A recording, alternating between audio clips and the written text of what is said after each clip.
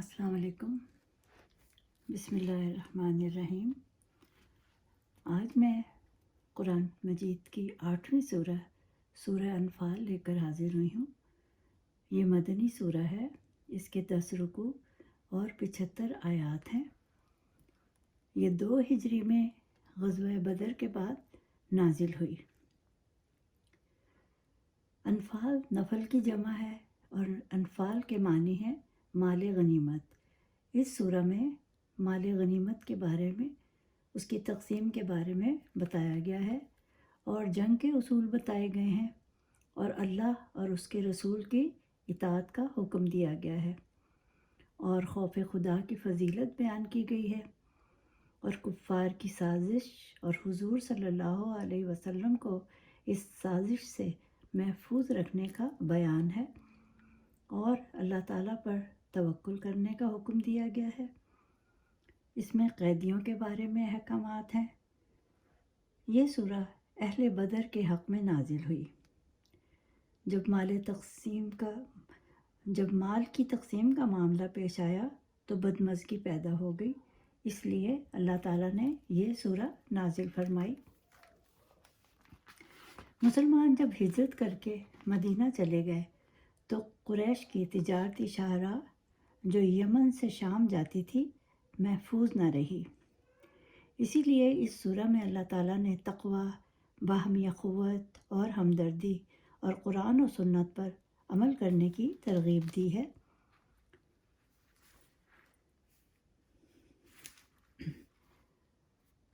حضرت سعد بن معاذ عمرہ کرنے گئے تو ابو جہل نے روکنے کی کوشش کی تو انہوں نے کہا کہ اگر تم مجھے روکو گے تو ہم تمہیں تجارت کی غرض سے وہاں سے گزرنے بھی نہیں دیں گے اور تم کو بہت نقصان ہوگا۔ یہ جنگ 17 رمضان المبارک کو ہوئی۔ اس وقت جو شخص مال غنیمت پا لیتا تھا وہ اس کا مالک بن جاتا تھا۔ تو اللہ تعالیٰ نے فرمایا کہ اگر سچے مومن ہو تو جہاد اور جنگ کی تیاری کرو۔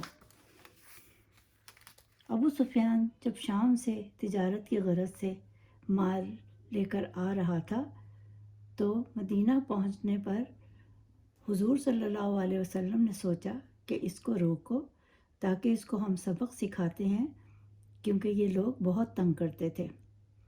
اور جب کہ ابو سفیان کو کسی نے بتا دیا کہ وہ لوگ تم کو روکنے آ رہے ہیں تو اس نے راستہ ہی بدل لیا۔ اس میں کہتے ہیں کہ 313 مسلمان تھے اور حضرت عثمان غنی رضی اللہ تعالیٰ عنہ کو حضور صلی اللہ علیہ وسلم نے روک دیا تھا کیونکہ ان کی اہلیہ بیمار تھیں۔ اس جنگ میں اللہ تعالیٰ نے 313 مسلمانوں کو اس طرح غیبی مدد کی کہ 1000 فرشتوں کو ان کی غیبی مدد کے لیے بھیج دیا تاکہ مسلمانوں کا حوصلہ بلند رہے اور کافروں کو شکست ہو۔ اللہ تعالیٰ فرماتے ہیں جب مسلمان خدا کی راہ میں لڑتے ہیں تو ان کا خدا بھی ان کے ساتھ ہوتا ہے۔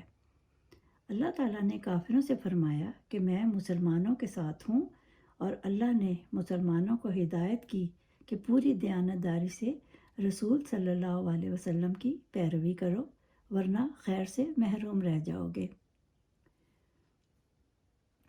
قریش جو خود کو مسجد الحرام کا متولی سمجھتے تھے، بلکہ کافر تو جب مسلمان نماز پڑھنے آتے تو وہ تالیاں بجاتے اور شور کرتے تاکہ بدمزگی پیدا ہو۔ تو اللہ تعالیٰ نے کافروں کو تنبیہ کی کہ اپنی حرکتوں سے باز آ جاؤ ورنہ ان کا حشر بہت برا ہوگا۔ اور مال غنیمت میں کہا گیا ہے کہ خوش دلی سے تقسیم کرنے کا حکم ہے، جبکہ تم کو فتح اللہ تعالیٰ کی مدد سے حاصل ہوئی ہے، اور آئندہ کے لیے نصیحت کی کہ ہمیشہ اللہ کے رسول کی اطاعت کرو اور ثابت قدم رہو۔ کفار سے بچنے کی ہدایت کی گئی ہے۔ غزوہ بدر کے فوراً بعد سورہ انفال نازل ہوئی۔ حادثاتی طور پر یہ غزوہ ہوا تھا تو کفار پر عذاب نازل کرنے کے لیے اللہ تعالیٰ نے غیبی مدد فرشتوں کے ذریعے بھیج دی تھی، کیونکہ حضور صلی اللہ علیہ وسلم نے یہ دعا فرمائی تھی کہ اے اللہ، اگر تو چاہتا ہے کہ کوئی تیری عبادت کرنے والا باقی رہے تو ہماری مدد فرمانا اور میری لاج رکھنا۔ اس کو یوم فرقان بھی قرار دیا گیا ہے، جس میں ابو جہل بھی قتل ہوا، 70 کے قریب کفار مارے گئے۔ کفار نے کبھی سوچا بھی نہ تھا کہ ان کے ساتھ یہ حادثہ ہو سکتا ہے۔ عبداللہ بن ابی نے سردار بننا تھا، مگر فتح کے بعد حضور صلی اللہ علیہ وسلم کو سردار چن لیا گیا۔ حضور صلی اللہ علیہ وسلم نے انصار اور مہاجرین کو بھائی بھائی بنا دیا اور میثاق مدینہ کروا دیا۔ اس کا معنی ہے کہ اپنا اپنا مذہب، اپنی اپنی جگہ، کہ اگر یہودی ہو تو یہودی رہو، مگر مدینہ پر جب حملہ ہوگا تو سب مل کر مدینہ کا دفاع کریں گے۔ مسجد نبوی کو آپ صلی اللہ علیہ وآلہ وسلم نے اپنا دفتر بنا لیا اور ساتھ ہی آپ کا گھر بھی تھا۔ قرآن میں یہ الفاظ کئی جگہ آئے ہیں، عزیز الحکیم۔ یہ دونوں نام ہمیشہ جوڑے کی شکل میں آتے ہیں۔ بے شک اللہ تعالیٰ غالب ہے، حکمت والا ہے۔ یہ کیونکہ اللہ کے خاص نام ہیں۔ عزیز کہتے ہیں غالب کو، یعنی چھایا ہوا۔ اللہ تعالیٰ تو چھایا ہی ہوا ہے، جس کے حکم کو کوئی ٹال نہیں سکتا۔ اور حکیم کہتے ہیں جو اپنے معاملات کو حکمت کے تحت لے کر چلتا ہے۔ کہا گیا ہے کہ اللہ تعالیٰ اتنا غالب ہے کہ جس کو چاہے مار دے اور جس کو چاہے زندہ رکھے، لیکن اللہ تعالیٰ ڈھیل دیتا ہے۔ کامل ایمان والے وہ ہیں جب ان کے سامنے اللہ کا ذکر کیا جاتا ہے تو وہ ڈر جاتے ہیں، اور پرہیزگار ہمیشہ اللہ کے غضب سے ڈرتے ہیں۔ حضرت ابوبکر رضی اللہ تعالیٰ نے درخت پر بیٹھے ایک پرندے کو دیکھا جو پھل کھا رہا تھا، تو فرمایا کاش میں بھی ایک پرندہ ہوتا، آزاد ہوتا۔ حضور صلی اللہ علیہ وسلم نے فرمایا میری امت میں سے 70,000 لوگ بغیر حساب کیے جنت میں جائیں گے، اور یہ وہ لوگ ہوں گے جو صرف اللہ پر بھروسہ کرتے ہیں، کسی بھی جادو پر یقین نہیں رکھتے۔ جنگ بدر سے پہلے مال غنیمت حلال نہیں تھا، مگر اس جنگ کے بعد اللہ تعالیٰ نے جو آیات نازل کیں اس میں مال غنیمت کو حلال قرار کر دیا، اور کہا کہ کوئی بھی امت کو تب تک عذاب نہیں دیا جاتا جب تک ان میں کوئی پیغمبر یا رسول موجود ہو، لیکن جب وہ چلے جائیں گے تب ضرور ان پر عذاب ہوگا۔ استغفار کا بہت حکم دیا گیا ہے، اور کہا گیا ہے کہ استغفار کرنے والے کو اللہ ایسی جگہ سے رزق عطا فرمائے گا جس کا اسے گمان بھی نہ ہوگا کہ یہ کہاں سے آیا ہے۔ کفار دعویٰ کرتے تھے کہ وہ حرم شریف کے متولی ہیں، ہم جسے چاہیں اس میں داخل ہونے دیں اور جسے چاہیں روک دیں۔ اللہ نے کہا یہ لوگ مشرک ہیں، یہ اس میں جانے سے نہیں روک سکتے کسی بھی مسلمان کو۔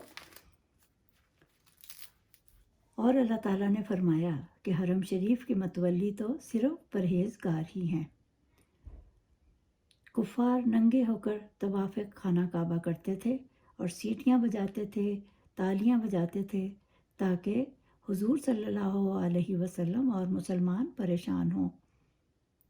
کفار کے 12 لوگ اپنی فوج کو روز 10 اونٹ ذبح کر کے کھلاتے تھے۔ 10 لوگوں نے اپنی فوج کے کھانے کا ذمہ لیا ہوا تھا، جن میں 2 اشخاص کے نام یہ ہیں، حضرت عباس بن ابو مطلب اور حکیم بن حزام، جو کہ دونوں بعد میں مسلمان ہو گئے۔ ابو سفیان نے بھی جنگ احد میں کفار پر بہت رقم خرچ کی تھی۔ اللہ تعالیٰ نے اس سورہ میں کفار کو خبیث اور مسلمان کو مومن کہہ کر مخاطب کیا ہے، اور اللہ تعالیٰ مومنوں کی مدد فرماتا ہے، اور جو کوئی اسلام قبول کر لے اس کے پہلے سارے گناہ معاف کر دیے جاتے ہیں۔ اسی لیے مومنین کو طیب کہا گیا ہے، یعنی پاک۔ اللہ تعالیٰ نے اس سورہ میں فرمایا کفار سے لڑو تاکہ ان کا غلبہ باقی نہ رہے، اور کہا کہ جہاد اعلیٰ عبادت ہے۔ جہاد کے 2 فضائل ہیں۔ حضور صلی اللہ علیہ وسلم فرماتے ہیں کہ اللہ تعالیٰ کی راہ میں ایک گھڑی ٹھہرنا حجر اسود کو بوسہ دینا یا شب قدر میں قیام کرنے سے بہتر ہے۔ پس جو مرنے سے نہیں ڈرتا میں اس کا ضامن ہوں، اور اگر وہ شہید ہو جاتا ہے تو وہ جنت میں جائے گا، اور اگر زندہ لوٹا تو ثواب اور مال غنیمت کی مدد اس کو حاصل ہوگی۔ عمر بن عباس نے کہا کہ اگر میرے پہلے گناہ معاف ہو جائیں تو کیا میں اسلام قبول کر لوں؟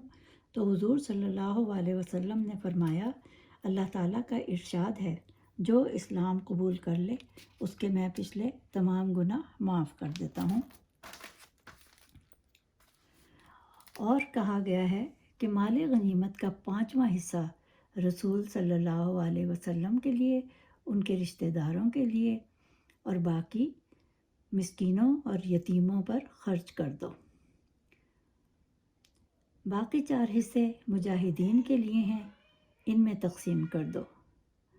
مال غنیمت وہ ہوتا ہے جو مسلمان کفار پر غلبہ پا کر حاصل کریں، اور جو جنگ کیے بغیر حاصل ہو وہ مال فیہ کہلاتا ہے، یعنی فدیہ یا جزیہ، جو کہ صرف بیت المال میں رکھا جاتا ہے، مکمل طور پر کسی کو بھی نہیں اس کا حق ہوتا۔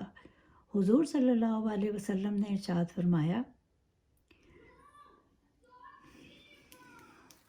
کہ اللہ تعالیٰ نے ہمارا ضعف و عجز دیکھ کر مال غنیمت حلال کیا ہے، تو مجاہدین کی تقسیم یہ کی کہ سوار کو دگنا حصہ ملے گا، ایک اس کا، دوسرا اس کے گھوڑے کا، اور سردار اور سپاہی کو برابر حصہ ملے گا، اونٹ اور خچر والے کو بھی برابر حصہ ملے گا۔ اس جنگ میں 70 کافر قید ہو گئے، تو حضرت عمر رضی اللہ تعالیٰ نے فرمایا کہ انہوں نے حضور صلی اللہ علیہ وسلم کی تکذیب کی ہے، تو ان کو قتل کر دیا جائے۔ تو اللہ تعالیٰ نے اس سورہ میں حکم دیا حضور صلی اللہ علیہ وسلم کو کہ جو آپ کی مرضی ہے کریں۔ فدیہ اس وقت 40 اوقیہ سونا فی آدمی تھا۔ مقام ابراہیم کو نماز کی جگہ بنانے کی اجازت دی گئی۔ حضرت عمر فاروق رضی اللہ تعالیٰ عنہ نے جب بھی کسی بات کی اجازت طلب کی، اللہ تعالیٰ نے آیات نازل فرما دی۔ انہوں نے پردے کا بھی حکم پوچھا کہ کاش ازواج کو پردے کا حکم فرما دیں، تو پردے کی آیات نازل ہوئیں۔ اور بیویوں کا باہمی اختلاف کے سبب بھی، جو کہ حضور صلی اللہ علیہ وسلم کے پاس آتی تھیں، تو حضرت عمر نے فرمایا اختلاف مت کرو، اس وقت بھی ان کے بارے میں آیات نازل ہوئیں۔ اور غلاموں کو اجازت لے کر داخل ہونے کا حکم ہوتا، تب بھی آیات نازل ہوئیں، یعنی غلام فجر کی نماز سے پہلے اور دوپہر کو اور عشاء کی نماز کے بعد اجازت لے کر داخل ہوں، اور کسی کافر کی میت پر نماز جنازہ نہ پڑھا جائے۔ اور اس صورت میں حکم ہوا ہے کہ جو حلال اور پاکیزہ چیزیں ہیں صرف وہ کھاؤ۔ ہمیں بھی اللہ تعالیٰ نیکیاں کرنے کی ترغیب دے، اور ہمیں بھی ہر سورت کو پڑھنے کا اور قرآن کو روزانہ پڑھنے کا حکم تو ہوا ہے، لیکن یہ اللہ تعالیٰ کی توفیق ہے کہ جو لوگ روزانہ قرآن شریف پڑھتے ہیں یا ہر سورت کے بارے میں جاننا چاہتے ہیں، تو میری تو یہ ادنا سی خواہش ہے کہ آپ کو معلوم ہو کہ کون سی سورہ کس وجہ سے نازل ہوئی، اور اس میں اللہ تعالیٰ ہمیں کیا حکم دینا چاہتے ہیں۔ اس کے ساتھ ہی خدا حافظ، انشاءاللہ تعالیٰ 9ویں سورہ کے ساتھ پھر حاضر ہوں گی۔ جزاک اللہ۔ خدا حافظ.